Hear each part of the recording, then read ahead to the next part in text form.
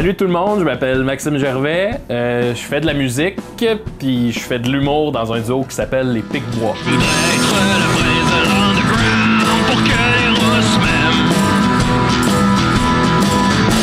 Je voudrais être le prince de l'underground pour que les Russes m'aiment. Écoute, commencer l'humour, là, ça... Si on repart là, vraiment à la genèse de tout ça, c'est que j'étais en anglais en secondaire 1. Faut qu'on fasse un oral, puis je me ramasse en équipe avec un gars qui s'appelle Dominique Mascotte, puis un autre David, là, que... Puis finalement, on a fait un petit film qu'on a eu tellement de fun à faire ça. C'était les aventures de Polo le canard, ça avait tellement pas rapport. Puis on a eu tellement de fun qu'on s'est mis comme ça la fin de semaine à tourner des petits films, Dom puis moi.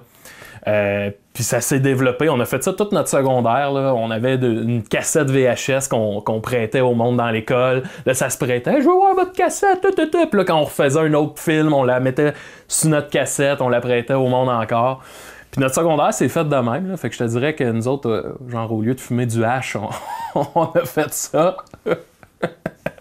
Sinon, au cégep, quand Dame puis moi, on est arrivé au cégep, on a fait de l'impro. On a fait beaucoup d'impro. Puis c'est ça, après ça, ça a été notre premier contact avec la scène. On a fait Cégep en spectacle, où ça, je te dirais que ça a été vraiment le début de ce qui serait les Pic-Bois sur scène. Puis après ça, ben c'est ça nous a donné le goût, puis on a commencé à s'écrire des numéros, faire des spectacles à Valleyfield, d'où on vient. Après ça, on a fait des numéros d'un bar, puis là, ça a décollé. Là.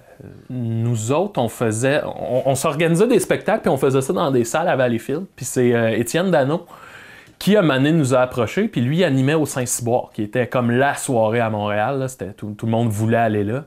Puis il nous a invités là-bas. On a fait un numéro, puis ça avait très bien été. Là. À l'époque, c'était Michel et Jean-Michel qui se font un presse-papier avec un poulet. Là. C'était super absurde. Puis là, le monde, le milieu, nous a comme fait « Ah, OK, on peut aimer ça ». Puis on a été invité à ce moment-là à faire En route vers mon premier gala. La première année, la première édition, je pense que c'était en 2007, 2008. Puis ça a été, là c'est là qu'on a fait, OK, là, on a notre place, on peut se faire notre place dans ce milieu-là, on peut faire la run des bars. Puis ça a commencé, puis depuis ce temps-là, ben ça continue, puis ça continue. Ouais. Mesdames et messieurs, veuillez accueillir votre champion, Stéphane! Yes sir, tout le monde! Salut, c'est moi votre champion, Stéphane! Puis vous le savez, qu'est-ce qu'on dit? Once you are a fan of Stéphane, you stay fan! Les Pic-Bois, je pense que ce qu'on aime le plus faire, là, c'est, tu sais, on est comme deux petits culs qui s'amusent, puis ce qu'on aime, c'est donner une expérience aux gens. Ce qui fait que souvent, nos numéros, tu vas les regarder, là, puis tu vas dire, mais pourquoi il n'y a pas de blague depuis 2-3 minutes? Puis tu sais, au bout du compte, c'est ça la blague, c'est que là, tu joues, puis là, la personne, c'est plus ce qu'il faut qu'elle ressente. Nous autres, ça nous fait rire, là. Une fois, dans notre show qui s'appelait Frites et moules, la chasse, là, il y avait un moment donné un numéro, c'était une scène, une chicane d'un couple, tu sais, il n'y avait pas vraiment de blague, ça finit qu'ils se tirent dessus, puis là, t'entendais le monde dans la salle qui était comme « Ben voyons donc! » Puis tu sais, nous autres, ça nous faisait brailler de rire. Tu sais, c'est quasiment du troll qu'on fait des fois. Ce qu'on aime faire, c'est de...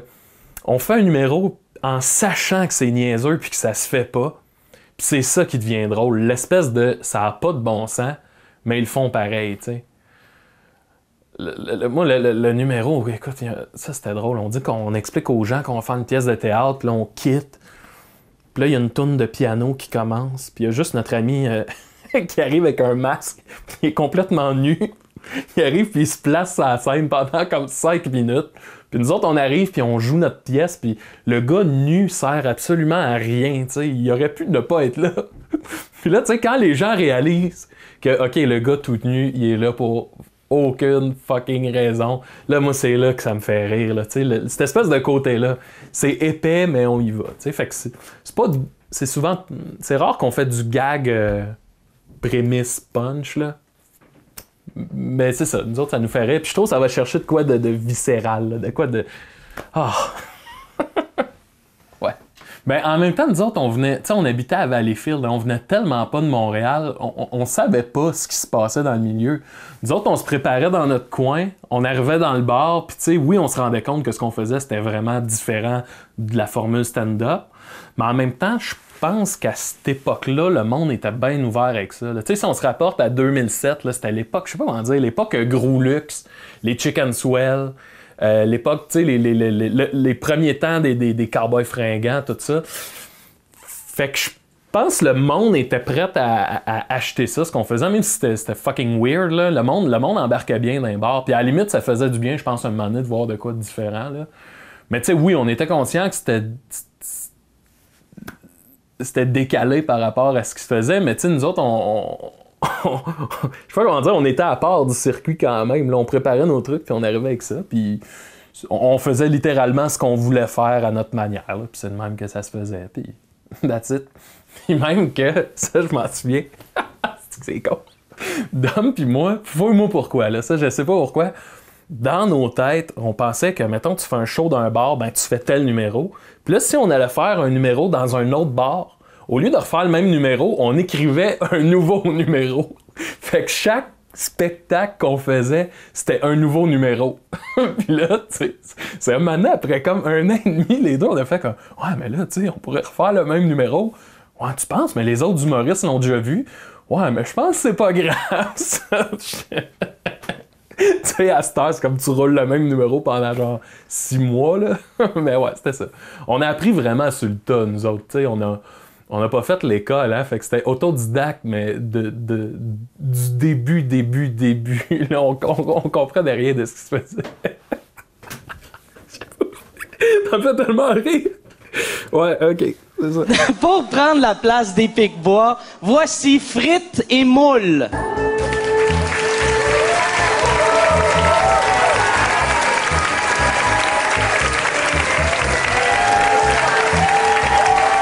Tu sais, quand on a fait la première année en route, là, notre numéro de finale, parce qu'on s'est rendu en finale, quand on l'a écrit, on apprend qu'on s'en va en finale. Moi, j'étais au Vietnam, Dom est à Valleyfield, puis là, on écrit, on s'envoie des courriels, là, genre « Hey, j'ai une blague, ta. » On monte le numéro de même, je reviens du Vietnam, puis là, on a genre même pas une semaine avant le show live, là, c'est en direct.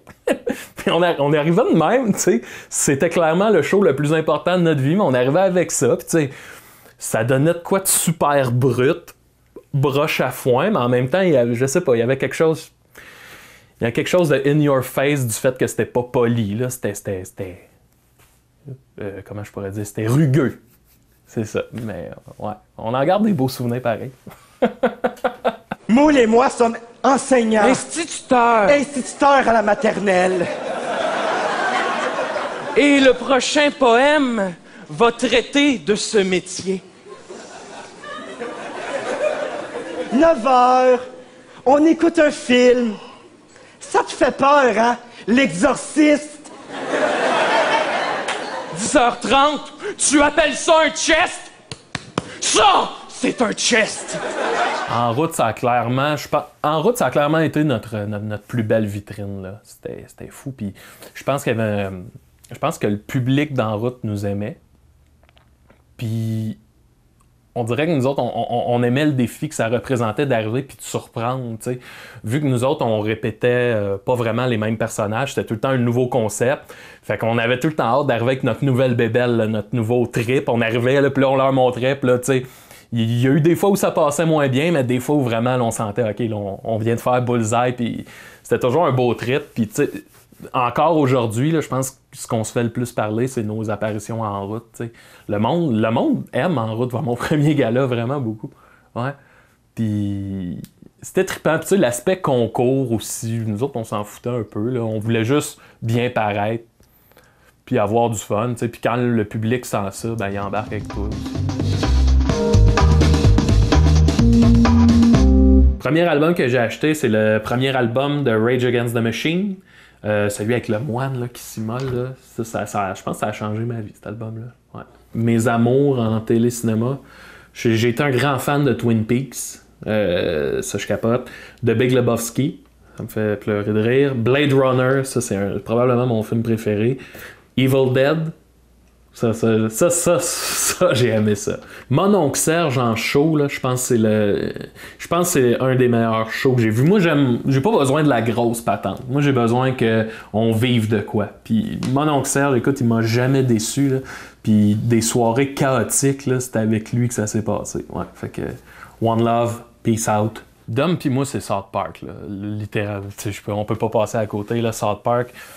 Quand la première fois qu'on a vu South Park, on avait quel âge? On devait avoir 12-13 ans.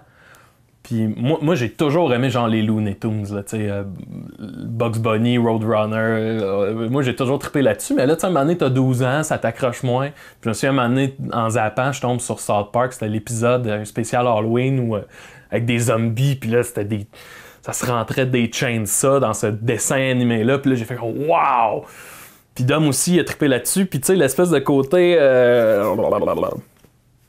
le côté un peu trash qu'on peut avoir, ça vient... C'est ça qui nous a inspiré le plus, fait quoi. Tout d'abord, nous recevons l'évêque le plus vieux du Québec, du Canada et du monde. Très chanceux d'accueillir Monseigneur Balthazar Champagne.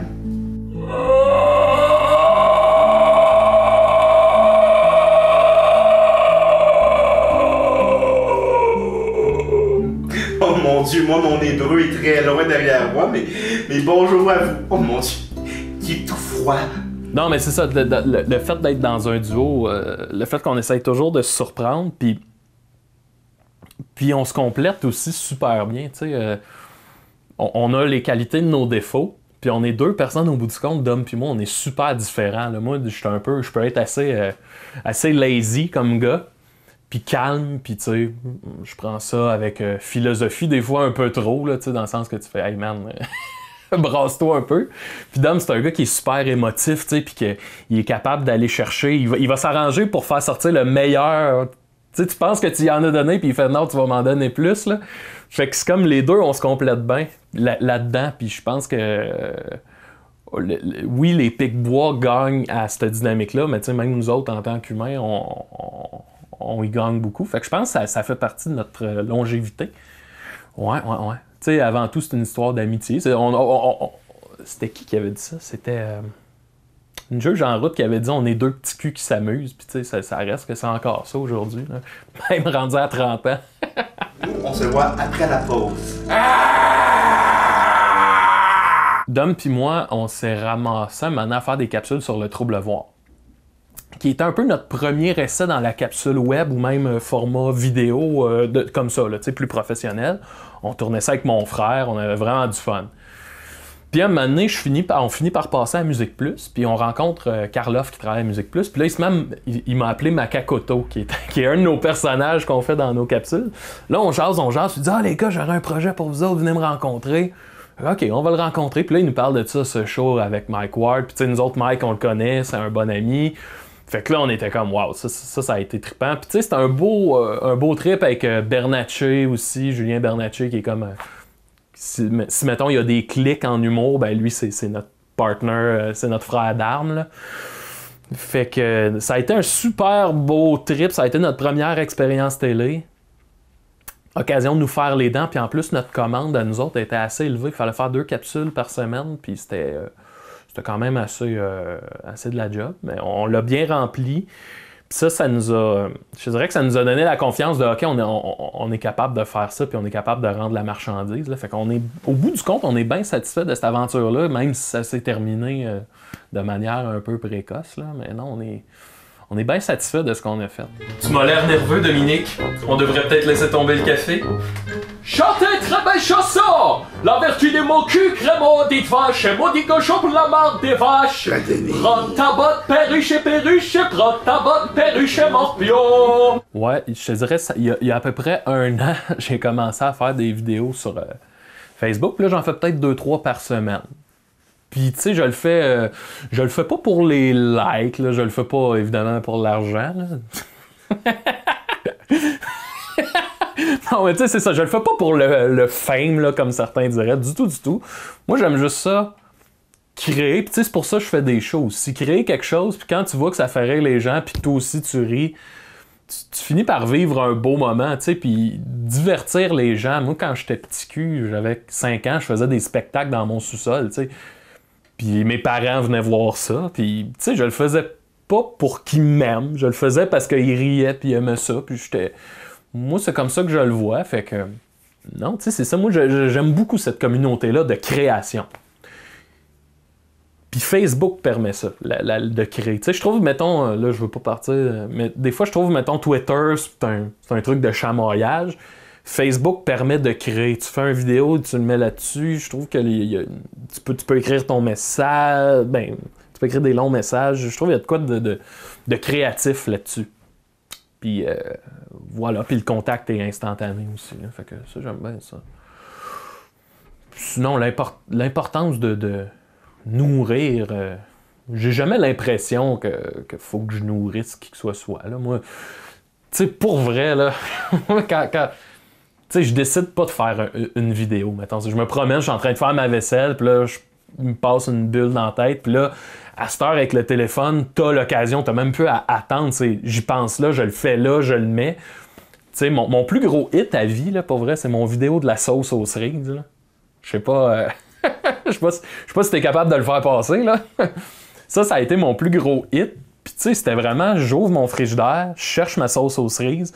Puis là, je parlais vraiment, j'étais « Hey, où ma sauce aux cerises? Es-tu là, ma sauce aux cerises? Où c'est calé, ma sauce aux cerises? » Puis là, la sonorité de ça, je l'ai trouvé drôle. Fait que je disais hey, « Écoute, là, je prends mon téléphone, puis là, je filme ça, le gars qui cherche sa sauce aux cerises. » Puis tu sais, ça a comme... Poum, ça a explosé, puis tu fais... Ça a pris 25 secondes à faire, là. « Et où ma sauce aux cerises? Es-tu là, ma sauce aux cerises? Je cherche ma sauce aux cerises. L'as-tu vu, ma sauce aux cerises? Je trouve pas ma sauce aux cerises. Où c'est qu'elle est, ma sauce aux cerises? Oh, et là, ma sauce aux cerises. » Mais c'est ça le web, hein. Tu sais jamais qu'est-ce qui va pogner. Il y a pas longtemps, Dom puis moi, on a fait une capsule vidéo, là, tu sais, filmée professionnelle. On a fait un hommage à Stéphane Lafleur, qui s'appelait Un petit bout de Stéphane, puis on se promenait dans un parc, puis on voulait faire un hommage à son cinéma. Tu sais, au bout du compte, il y a eu genre 350 vues, là, tu sais, carrément. Puis là, tu fais ça, tu fais une connerie en 15 secondes, tu te ramasses avec 40 000 vues. OK, c'est la loi du web. Puis je trouve ça correct de même, parce que sur le web, il n'y a personne qui oblige personne à regarder quoi que ce soit. T'écoutes la télé, t'as ce qui passe, tu peux zapper, mais tu sais, là, tandis sur le web, t'as du contenu, puis ce qui va pogner, c'est ce que les gens vont décider pour une raison obscure de cliquer dessus. Puis tu sais, il n'y a pas de loi, là, c'est vraiment... Ouais, non, j'aime cette anarchie-là du web. Ça me plaît bien. Tu sais, souvent, on écrit des numéros, puis on se ramasse à placer des virgules, placer un punch, placer une intention, Sauf qu'on a tout le temps cette écriture-là plus punk rock dans la tête, là, qui est... on pense à de quoi d'épais, puis on se dit qu'on peut pas le faire, puis finalement, on fait non, on le fait.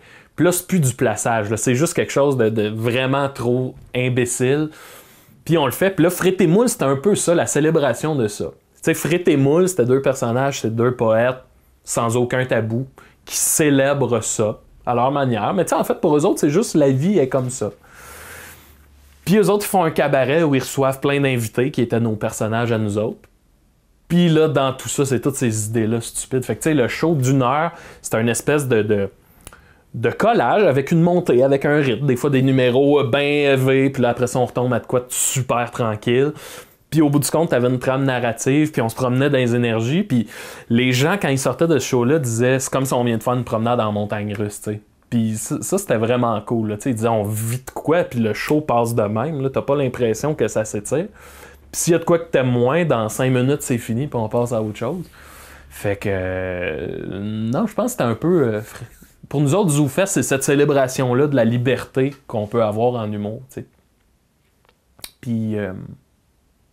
on l'oublie souvent, je trouve, en humour, que... Tu sais, comme la musique ou la peinture ou peu importe l'art, ben tu sais, l'humour, c'est un art comme un autre où tu peux explorer. Puis tu sais, le format stand-up qui est super efficace et super bon, mais c'est pas la seule forme d'humour que tu peux faire, tu sais. L'humour, tu peux explorer des énergies, des couleurs, tu peux explorer des concepts de show, puis... Nous autres, je pense que c'est ça qu'on essaie de faire, d'explorer, de défoncer certaines barrières, une espèce d'éclatement. Puis tu sais, sans... mon Dieu, je pense pas qu'on est investi d'une mission, mais peut-être que je pense que ça fait du bien de montrer, peu importe dans quel domaine que tu peux défoncer la boîte. Là. Tu sais, que ce soit en politique, là, en fait. Tu sais, à un moment donné, les deux mêmes partis, on peut à un moment donné aller voir ailleurs. Des fois, tu parles à des gens, t'es comme, ouais, mais il y a d'autres avenues. Là. Même ce que tu manges, tu peux essayer d'autres choses, ça va être aussi bon, tu sais. Moi, je pense, puis nous autres, on le fait à travers l'humour. Puis je pense que si les gens en viennent à aller voir ailleurs, ne serait-ce qu'en humour, mais ça va peut-être les amener à aller voir ailleurs dans je sais pas, la lecture ou la musique ou tu sais, dans un mode de vie général. Tu sais, je pense qu'on est dû à un moment donné. On est dû. Asti, des fois, c'est plate, là. Ce qui se passe. Ouais. Allez, je m'emporte. Ça a peut-être plus rapport, ce que je dis, je sais pas. Ok, salut tout le monde. Moi, écoutez, j'aime la lutte. Je le sais ce que vous vous dites, mais j'aime ça. J'aime les personnages plus grands que nature. J'aime les mises en scène, les entrées de lutteurs, la grosse musique. Je trippe. J'aime les prises, les rivalités. Je trippe là-dessus. Je vais en voir. J'ai fêté mes 18 ans à la lutte au Chevalier de Colomb. J'ai fêté mes 30 ans dans un sous-sol d'église à la lutte. Ça me fait rire. J'étais allé au Centre Bell voir de la lutte. Des fois, je vais au cinéma quand ils projettent les événements. J'y vais, puis là, tout le monde crie. Tu cries après un lutteur, tu l'aimes, un autre, tu l'aimes pas, tu l'haïs. Tu sors de là, t'es bien. Mon meilleur lutteur, The Undertaker, le meilleur, la légende, c'est le plus grand. Je l'aime. J'aime son entrée, j'aime sa musique. C'est lui le plus fort, écoutez. C'est la lutte. Tout le monde aime la lutte. Il y a juste des gens qui le savent pas encore. J'ai commencé à jouer de la guitare en secondaire 5 pour impressionner une fille. Ça n'a jamais marché. Aujourd'hui, elle est mariée quelque part aux États-Unis. Va comprendre, hein, va savoir. Non, j'ai commencé... au début, la guitare, moi, c'était... Tu sais, je jouais dans un party, j'écrivais des petites chansons. C'était vraiment rien de plus. Puis là, avec le temps, tu joues, puis là, mon ami David du Godillon qui disait hey, on pourrait enregistrer tes tunes chez nous. Bah, ok, pourquoi pas. Là, on enregistre ça. Puis avec le temps, on dirait que j'ai compris que tu peux dire des affaires dans des chansons. Tu sais, chose que je te dirais qu'avec ce que je fais en humour avec les Pic-Bois, c'est très on déconne puis on explose tout. Puis là, à un moment donné, j'ai compris que, coudonc, en musique, c'est tellement un projet qui est personnel que ça me permet de dire des choses que je dirais pas avec les Pic-Bois puis que je dirais pas si on se jase d'homme à homme. Fait que c'est ça, à cette heure, j'utilise. Je te dirais que la musique, plus ça va, plus c'est devenu quasiment un journal intime. Là, puis... Cher public, aujourd'hui, je me sens triste. Ouais. Fait que c'est ça. Je suis tout mêlé. Mon dernier album s'appelle Slacker. Puis en gros... Je voulais, ben tu vois, ça ici, là, c'est mon studio, c'est ici que je travaille mes chansons. Fait que je voulais que l'album ressemble à ça. D'ailleurs, la pochette, c'est ma tuque orange, là, qui est devenue un peu, je sais pas pourquoi, c'est devenu genre un symbole de ma personne, là, mettons, appelons ça de même. Fait que je voulais que l'album sonne de même, puis c'était la première fois que je travaillais vraiment avec mon studio maison, puis que je pouvais prendre le temps. Fait que là, j'ai travaillé, j'ai mis le temps, ça a tout été fait ici. Puis ça sonne comme je voulais. Je pense que j'ai réussi à donner un son Hochelaga à tout ça. Je voulais un album sur un gars fin vingtaine dans sa chambre d'Hochelaga. Puis j'ai bien aimé ça. Tu sais, au début, c'est sûr que moi, utiliser mon studio maison, c'était parce que c'est tout ce que j'avais à ma disponibilité. Puis là, après avoir fait l'expérience, pour vrai, je pense que c'est la manière que j'aime le plus travailler. Là, tu fais tes affaires, tu essaies une idée, ça marche pas, c'est pas grave, tu y vas à ton rythme, j'ai une idée de tune, ben je branche tout, je l'enregistre, puis elle restera peut-être ou elle restera peut-être pas. Non, j'ai bien aimé ça, puis là, j'ai déjà commencé à enregistrer des nouvelles tunes pour un album. Puis j'aime ça, tu sais, le fait d'enregistrer ici dans ma chambre puis dans tout ça, ça amène de quoi ça amène une solitude. Puis je pense que cette solitude-là, elle me permet d'aller chercher des trucs plus personnels que si je travaille avec quelqu'un. Puis je trouve que ça amène des thématiques. J'aime la solitude comme... c'est ça, mes nouvelles tunes parlent beaucoup de solitude, en fait. J'ai décidé, j'ai goût d'aller explorer ça. La solitude puis l'espèce de détachement du monde. Je me rends compte qu'en vieillissant... je te dirais bien ça. Tu sais, l'espoir en l'humanité, hein, des fois, t'as plus de misère. Puis on dirait que ma chambre, là, ce studio maison-là, est un peu devenu une espèce de... Si le monde est pour brûler dehors, ben moi, je vais être ici, puis je vais faire mes trucs, puis vous vous arrangerez avec vos affaires. C'est un peu lâche comme manière de voir la vie, là, mais on dirait, sans le vouloir, je suis un peu rendu là. Ben, ce qui me rend le plus fier, c'est sûr que c'est les fois où tu fais vraiment ce que tu veux, comme tu veux, puis que ça marche, parce que ça marche pas toujours. Mais quand ça marche, puis que les gens te le disent, puis que ça leur a fait du bien, là, tu sais, c'est comme un espoir que, OK, ça se peut, là, t'es pas obligé de te prostituer pour plaire à un goût du jour qui, la semaine prochaine, sera peut-être plus là, tu sais, fait que, je sais pas comment dire. On s'en rend compte qu'on est dans le off-road, là, qu'on n'est pas sur la belle autoroute bien propre. On s'en rend compte, puis c'est tough. Là, je vais t'avouer que t'arrives dans tes parties de famille, puis puis l'humour, puis la musique. Puis là, on travaille, on lâche pas, on monte tranquillement. C'est tough. Là, on s'en rend compte de ça, là, que ça brasse. Fait que c'est ça. Quand on voit que ce off-road-là peut t'amener en quelque part, puis que ça peut être ça, la trace que t'as laissée, ben tu sais, je trouve que ça a toute la valeur, ça donne tout le sens, en fait, à ce que tu fais. Parce que moi, dire les choses parce qu'un tel m'a dit de les dire, je vois pas le but de ça, tu sais.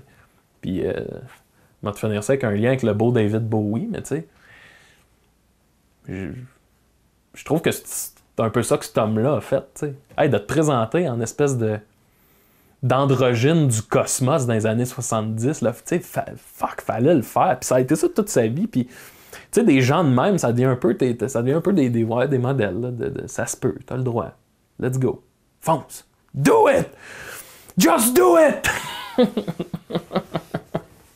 Je suis fatigué. OK.